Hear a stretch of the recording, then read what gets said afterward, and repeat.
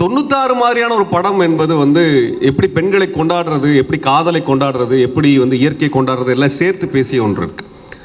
காதல்ங்கிறது ஏதோ தனி 2 மனிதர்களுக்குள்ள நடக்கிறது மட்டுமே இல்லை. காதல் என்பது ஒரு மனிதனுடைய என்ன சொல்ல உயிரிகளினுடைய அடிப்படை ஒரு குணாம்சம். அது உலகத்தை இயக்கிற குணாம்சம். அது நம்ம வந்து அதில் அந்த படத்தில் வரக்கூடிய அந்த வசனம் எல்லாரும் நம்மளாம் இன்னும் மறக்க முடியாத அந்த வசனம் வந்து, நீ எங்கே இறக்கி விட்டியோ அங்கே நின்றுட்டு இருக்காது, எங்கே இறங்கணும் அங்கே நிற்கிறேன்னு சொல்லக்கூடிய அந்த வசனம். உண்மையை சொல்லப்போனால் காதல் நம்ம வந்து அந்த காலத்தோடு பிணைத்து போட்டுருது. அந்த காலத்தை தாண்டி நம்ம வந்து நகர்றது இல்லை. அந்த காலத்தினுடைய இனிமை, அந்த காலத்தினுடைய ஒரு நேசத்தோடவே நம்ம நின்றுட்டு இருப்போம். நம்ம அதைத்தான் அந்த படத்தில் வந்து ரொம்ப அழகாக வந்து அதை காமிச்சிருக்கிறார். அது வந்து ஒரு கனவு பூர்வமான ஒரு கனவுலே மட்டுமே இருக்கக்கூடிய ஒரு அற்புதமான கணங்களை கொண்ட ஒன்று. அது படத்தில் வந்து அந்த நிகழ்காலம் முழுவதும் ஒரு இரவில் நடக்கும், கடந்த காலம் முழுவதும் ஒரு பகலில் நடக்கக்கூடியதாக அதில் இருக்குது. அதில் அந்த மாதிரி ஒரு காதல் என்பது வந்து ஒரு அந்த பெண்ணோடையோ அல்ல அந்த ஆணோடையோ முடிஞ்சு போகிறதில்ல. அதையும் தாண்டி வந்து அந்த அந்த அன்பு என்பது இயற்கையை நேசிக்கிற ஒன்று. அதான் அந்த படத்தில் அவர் முதல் பாடல்லே அது காமிச்சிருப்பார்னு நினைக்கிறேன் நான். என்னன்னால் வந்து அது காதல் வந்து ஏதோ காதலிச்ச பெண்ணு கிடைக்கல, ஆண் கிடைக்கல அப்படின்னால் அங்கே வந்து ஒரு வெறுப்பாக மாறுறதெல்லாம், வன்மமாக மாறுவதெல்லாம் இல்லாமல் அவர் இயற்கையை நேசிக்கக்கூடிய ஒரு பேரன்பு மிக்க ஒரு மனிதனாக மாறுறதை வந்து அந்த முதல் பாடலே காமிச்சிருது. அப்படிப்பட்ட ஒரு ஒரு அற்புதமான ஒரு படைப்பாக இந்த படைப்பு இருக்குது. இதில் நடிகர்களை பற்றி சொல்லணும்னா எனக்கு அதிகமாக அதை பற்றி தெரியாது. ஆனாலும் நான் நேசிக்கக்கூடிய இந்த படைப்புலகத்தில் ஒரு மிக முக்கியமான படைப்புகளை கொடுத்து கொண்டிருக்கக்கூடிய இந்த தருணத்தில் நான் இப்பொழுது பார்த்து ரசிக்கக்கூடிய நடிகர் விஜய் சேதுபதி அவர்கள். விகடனில் வந்து ஒரு பேட்டி எடுத்தும் பொழுது அரசியல் பற்றி கேள்விகளாக வந்துட்டு இருந்து திடீர்னு ஒரு கேள்வியை போட்டாங்க, உங்களுக்கு பிடிச்ச நடிகர் யாருன்னு கேட்டாங்க. அப்போ என்னை யோசிக்காமல் சொன்னது விஜய் சேதுபதி அவர்களை தான் சொன்னேன் நான். அதில் காரணம் வந்து என்னென்னா வந்து அது இன்றைக்கு சமகால இளைஞர்களை பற்றியான ஒரு பிரதிபலிப்பாக அவர் இருக்கிறார். திரைப்படத்தில் நாம் எல்லாம் ஏன் விஜய் சேதுபதியை ரசிக்கிறோம் அப்படின்னா வந்து இன்றைக்கு நாமளாம் இப்படி தான் இருந்திருக்கிறோம். நம்மை போன்றவே ஒருத்தர் வந்து பிம்பமாக வந்து திரையில் பார்க்க முடிகிறது. இன்றைக்கு இருக்கக்கூடிய சமகால இளைஞன் என்னையெல்லாம் சந்திக்கிறானோ, என்ன பிரச்சனையெல்லாம் சந்திக்கிறானோ, எதையெல்லாம் எதிர்கொள்கிறானோ, எதையெல்லாம் கடந்து வரணும்னு விரும்புகிறானோ, எதெல்லாம் அவனுக்கு கனவுகளாக இருக்கிறதோ, எதெல்லாம் அவன் மேனரிசமாக இருக்குதோ, அதெல்லாம் அவருடைய படத்தில் நீங்கள் வந்து அவராகவே பார்க்க முடியும்.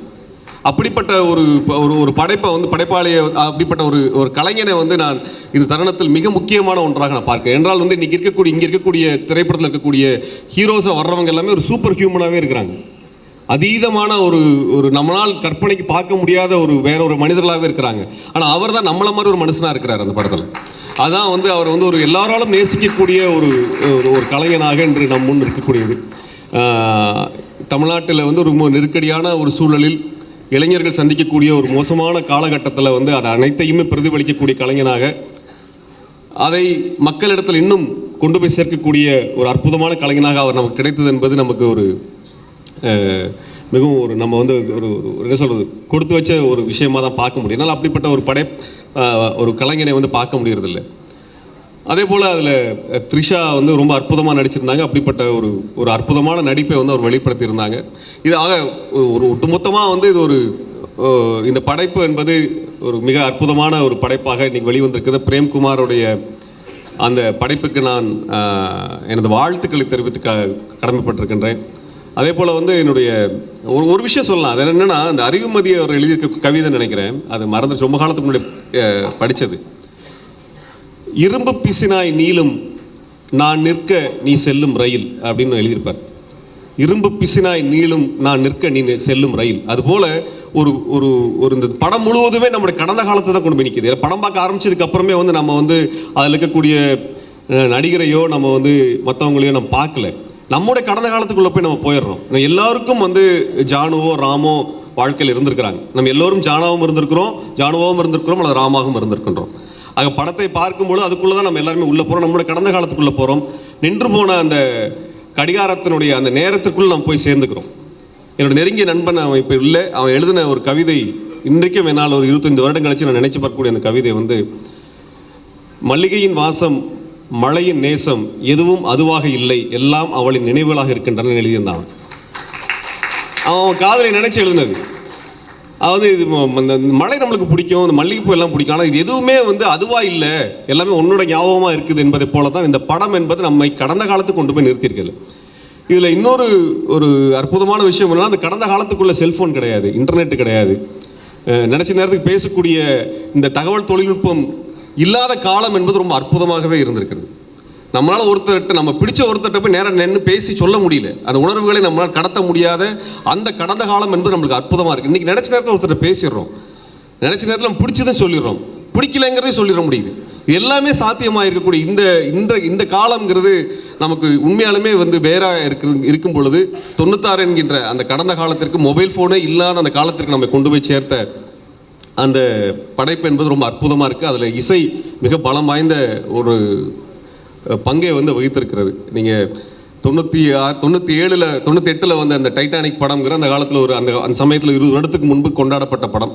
அதில் செலின் டியானுடைய அந்த இசை அந்த குரல் என்பது இன்னும் அந்த டைட்டானிக் படத்தோடைய அந்த தீம் மியூசிக்கை கேட்டோம்னா இன்னும் அந்த காலத்துக்கு தான் நம்ம போய் நிற்கிறோம், அந்த காதலை தான் நினச்சி பார்க்குறோம். அதில் கடைசியில் அந்த படத்தில் கடைசியாக வரக்கூடிய எல்லாம் முடிஞ்சு போனதுக்கப்புறம் நம்ம எதை விரும்புகிறோம் அப்படிங்கிறத அதில் காமிப்பாங்க. அதில் மறுபடியும் 2 பேருமே சேரக்கூடிய அந்த காட்சி என்பது நம்ம விரும்பக்கூடிய ஒன்று. அப்படிப்பட்ட ஒரு இசை என்பது அந்த ஒட்டுமொத்த படத்தினுடைய உணர்வையும் வெளிப்படுத்தக்கூடிய விதமாக இந்த படத்திலையும் அவர் இசையமைப்பாளர் ரொம்ப அற்புதமாக அதை நம்ம கொடுத்துருக்குறாங்க. இது போன்ற அந்த இசை கேட்டவுடனே அந்த உணர்வை வெளிப்படுத்துகின்ற பல இடங்களை நம்ம பார்க்க முடியும்.